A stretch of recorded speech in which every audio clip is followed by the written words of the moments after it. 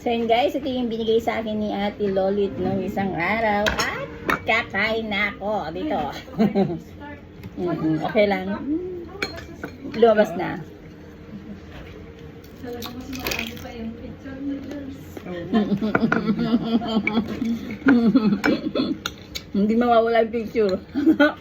So ito yung gulay na niluto ni Tesang. Pinapatayin niya kung niluto niya malunggay. Mm.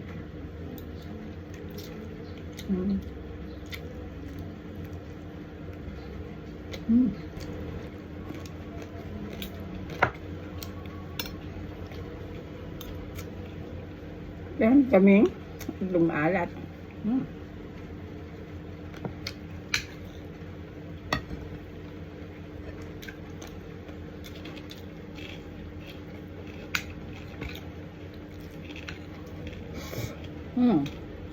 Sarap.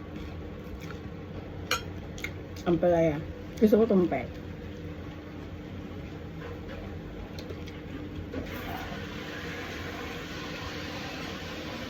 Tessa, ang sarap nitong ano mo, gulay.